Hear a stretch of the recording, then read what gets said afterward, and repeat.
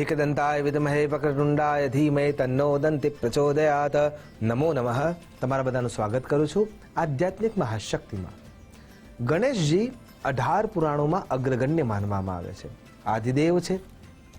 પ્રથમ એમની પૂજા થાય છે। ભગવાન સાંબ સદા શિવ અને જગદંબા પાર્વતીની અસીમ કૃપાથી એમને દરેક પૂજામાં પ્રથમ પૂજિત કરવામાં આવે છે। પણ જ્યારે પુરાણોની સંખ્યામાં વિચાર કરીએ છીએ તો 18 પુરાણોમાં એમનું સ્થાન તો પ્રથમ રાખેલું જ છે। પણ એમના વિશેની માહિતી આપવા માટે મુદ્ગલ નામના જે ઋષિ છે એમને એક પુરાણ રચ્યું જેનું નામ છે મુદ્ગલ પુરાણ। અષ્ટાદશ પુરાણેષુ વ્યાસસ્ય વચનમ દ્વય। 18 પુરાણ તો વ્યાસજીએ લખ્યા જ છે। એના પછી એને સમજાવવા માટે 18 ઉપપુરાણ લખવામાં આવ્યા। એના પછી 18 ઔપપુરાણ લખવામાં આવ્યા અને એ પુરાણોના આધારે જ્યારે કોઈ વ્યક્તિની ભક્તિ એટલી આગળ વધી જાય છે કે જેને પંચદેવોમાંથી કોઈ એક દેવ માટે અનુકંપા પ્રાપ્ત કરવાના હેતુથી, ભક્તિને પ્રદર્શિત કરવાના હેતુથી જે કોઈ પણ ભક્ત, ઋષિ અથવા મુનિ એ કોઈ એક ગ્રંથની રચના કરે છે જેને પુરાણ તુલ્ય ગણવામાં આવે છે। એમાંના એક ઋષિ એટલે કે મુદ્ગલ ઋષિ, જેમને ભગવાન શ્રી ગણેશની ગાથા ગાઈ છે અને એ પુરાણ રૂપે રચિત થયું છે જેને આપણે મુદ્ગલ પુરાણ તરીકે ઓળખીએ છીએ। જે ગણેશ તત્વને અત્યંત પ્રિય રાખે છે, એમને જે ષડ રિપુઓ આપણા શરીરમાં રહેલા છે અને એનાથી આગળ સમતા, મમતા પણ અને અભિમાન સાથે આપણે જે જીવન વ્યાપન કરીએ છીએ એને શત્રુઓ ગણવામાં આવ્યા છે। અને શત્રુઓનો નાશ ભગવાન શ્રી ગણેશે કેવી રીતે કર્યો એની ગાથા આ મુદ્ગલ પુરાણમાં રચિત કરવામાં આવી છે।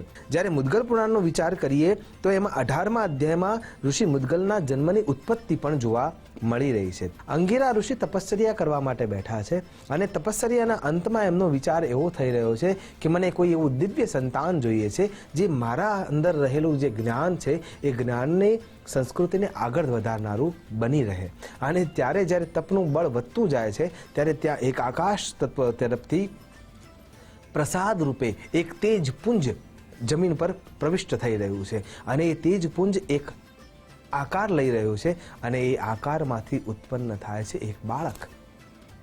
અને એ બાળક જ્યારે ઉત્પન્ન થાય છે ત્યારે અંગિરા ઋષિ અને એમની પત્ની એને સહર્ષ સ્વીકાર કરે છે અને જે આકાશમાંથી ઉતરતું જે તેજ હતું એ મુદ્ગલ જેવું દેખાતું હતું, એટલા માટે એમનું નામ મુદ્ગલ રાખવામાં આવે છે। અને પછી એને શિક્ષણ આપવામાં આવે છે અને શિક્ષણના અંતે મુદ્ગલ ઋષિ એક પુરાણની રચના કરે છે અને એ પુરાણ એટલે બીજું કોઈ પુરાણ નહીં, મુદ્ગલ પુરાણ। આ પુરાણ 9 ખંડમાં વિભાજિત છે। 428 અધ્યાયો છે। 23,150 શ્લોકોથી મંડિત આ પુરાણ છે જેના અંદર ભગવાન શ્રી ગણેશને એક નાયક તરીકે બતાવવામાં આવ્યા છે। જે માનવ શરીરના અંદર રહેલા ષડરિપુ છે, કામ, ક્રોધ, લોભ, મોહ, મદ, મત્સર, મમતા અને અભિમાન, એનો નાશ કરનારા દેવ તરીકે એમને પૂજિત કરવામાં આવ્યા છે। તો આપણા શરીરમાં જે અસુર રહ્યો છે જેને આપણે મત્સરાસુર તરીકે ઓળખીએ છીએ, એનો જો આપણે નાશ કરવો છે, આપણા શરીરમાં અંદર જે કામ, ક્રોધ, લોભ, મોહ, મદ અને મત્સર એટલે કે જે ઈર્ષાનો ભાવ છે અને એ ઈર્ષાના અંદરથી ઉત્પન્ન થયેલો જે દૈત્ય છે એ દુશ્મનને જો નાશ કરવો છે તો ભગવાન શ્રી ગણેશની આરાધના કેવી રીતે કરવી એ આ મુદ્ગલ પુરાણમાં બતાવવામાં આવ્યું છે। ભગવાન શ્રી ગણેશ વક્રતુંડ રૂપે સિંહના ઉપર સવારી કરીને અને પછી એ દૈત્યને, મત્સરાસુરનો નાશ કરે છે એ ગાથા મુદ્ગલ પુરાણમાં રચવામાં આવી છે। ત્યારબાદ મદાસુર, જે અભિમાન છે, જે આપણા મનના અંદર રહેલું એક તત્વ છે કે જે મને ઉપાધિ મળી છે, પદવી મળી છે, મેં કંઈક મેળવ્યું છે અને મેળવેલી પદવીના કારણે જે દૈત્ય આપણા શરીરમાં ઊભો રહ્યો છે, જેને દેહ બ્રહ્મ સાથે જોડવામાં આવ્યો છે અને એ દૈત્યનો નાશ કરવા માટે ભગવાન શ્રી ગણેશ મૂષકની સવારી ધારણ કરે છે અને એ વખતે એક દંત રૂપે ભગવાન આવી અને એનો નાશ કરે છે અને ત્યાંથી આપણને મદમાંથી દૂર કરવા માટે ભગવાન શ્રી ગણેશ અનુકંપિત કરે છે। જ્યારે આપણા શરીરમાં મોહની વૃત્તિ વધવા લાગે છે, એટલે કે મોહાસુર જ્યારે આપણા ઉપર હાવી થવા લાગે છે, એ વખતે જ્ઞાનરૂપી શલાકાથી એ આપણી આંખોને ખોલવા માટે આવે છે અને એ રીતે ભગવાન શ્રી ગણેશ મહોદર ગણેશ બનીને મૂષકના વાહન ઉપર બેસીને એ મોહાસુરનો નાશ કરે છે। મોહ કોને કહેવાય કે ખરા અર્થમાં મોહક્ષય એથી મોક્ષ, ખરા અર્થમાં જો મોહનો ક્ષય થાય તો જીવતા જીવત મોક્ષ મળી શકે એમ છે, પણ એ મોક્ષને પ્રાપ્ત કરતા પહેલા મોહનો નાશ કરવો એ એટલો જ જરૂરી છે। ત્યાંથી આગળ વિચાર કરીએ તો આપણા મનના અંદર રહેલો જે લોભ છે એ પણ લોભાસુર રૂપે બતાવવામાં આવ્યો છે અને એનો નાશ કરવો છે તો ભગવાન શ્રી ગણેશની ગજાનન નામની પૂજા અર્ચના આરાધના કરવી જોઈએ અને ત્યારે ગજાનન આપણા માટે સાંખ્ય બ્રહ્મ રૂપ ધારણ કરી અને સાંખ્યની બુદ્ધિ પ્રબળતા આપણના મનમાં પ્રવિષ્ટ કરી અને મૂષકના ઉપર સવારી કરી અને એનો નાશ કરનારા બની જતા હોય છે. ત્યાંથી આગળ જે ક્રોધાસુર છે એ ક્રોધાસુરનો તમારે નાશ કરવો છે તો ભગવાન લંબોદર રૂપે જે પૂજાય છે એ લંબોદર રૂપે ભગવાનની અનુકંપા પ્રાપ્ત કરવી જોઈએ, એમની આરાધના કરવી જોઈએ અને ત્યારે લંબોદર ભગવાન સત સ્વરૂપ બનીને આવે છે અને આપણને એ ક્રોધનો નાશ કરનારા બને છે. જો સાત્વિક રીતે વિચાર કરીએ તો જ્યારે આપણું સહન કરવાની શક્તિમાં વધારો થશે, આપણી સહન કરવાની શક્તિ ખરા અર્થમાં વધશે ત્યારે લંબોદર ગણેશ આપણને મદદ કરી શકે છે અને લંબોદર ગણેશ એ મયુરના વાહનને પસંદ કરી અને પછી આવે છે તો એ આપણને સમજાવે છે કે જેમ મોર કળા કરે છે એ જ રીતે આપણે આપણા જીવનમાં બીજો વ્યક્તિ તો એક સ્વિચ પાડવાનો જ છે જે આપણી કમજોરી છે, જે આપણા માટે કોઈ એક સોફ્ટ કોર્નર છે, જેના આધારે એ આપણને નુકસાન આપવા માટે આવ્યો જ છે. પણ એ વખતે જ્યારે આપણે મોટા પેટના થઈશું અને તમામ કળાઓ જે સામેવાળો આપણા આગળ આચરી રહ્યો છે એની ચાલને, એની લાલચને, એની વાસનાને આપણે સમજી શકીશું ત્યારે ક્રોધાસુર નાશ પામશે.